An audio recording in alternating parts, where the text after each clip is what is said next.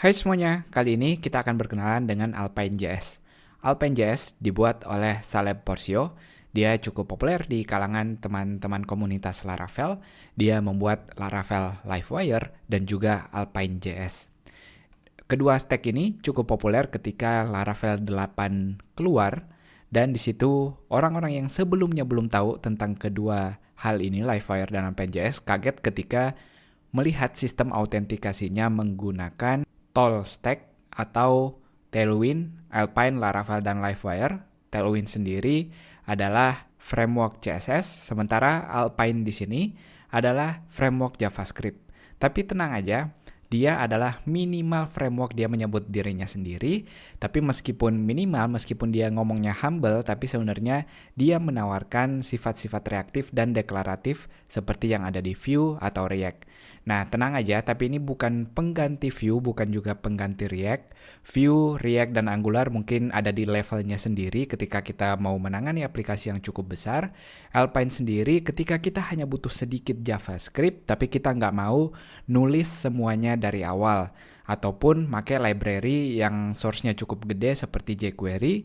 Alpine menawarkan jalan tengah dari kedua masalah ini. Nah, di Alpine.js sendiri kita makainya nggak perlu install macam-macam, kalau mau pun boleh. Tapi di sini simpelnya kalau teman-teman mau pull dari CDN langsung bisa. Langsung aja kita intip, tenang aja, belajarnya sendiri nggak akan ribet karena kelihatannya sangat simpel. Kita nggak harus bikin Alpine di script JavaScript sendiri, dia bisa hidup di HTML seperti ini setelah teman-teman pull CDN-nya. Nah, ini contoh ketika teman-teman mau membuat dropdown seperti ini tampilannya kalau di Alpine.js. Jadi nanti setiap kita mau melakukan suatu sifat yang berhubungan dengan JavaScript, di HTML-nya kita berikan tambahan X di sini. Ini X strip ini.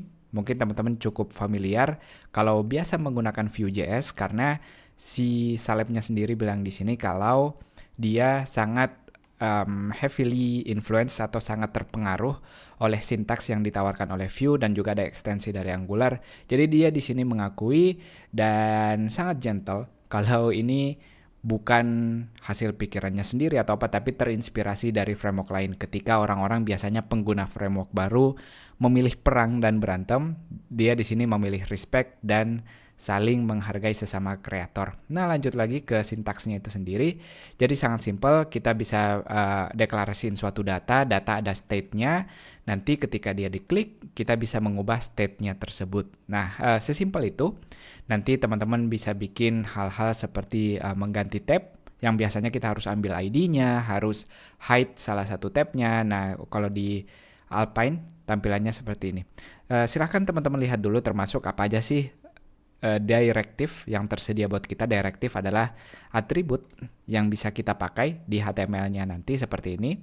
Nanti ketika teman-teman berkembang, mungkin teman-teman akan mulai menulis script-nya sendiri. Itu pun sintaksnya akan sangat mirip dengan Vue.js.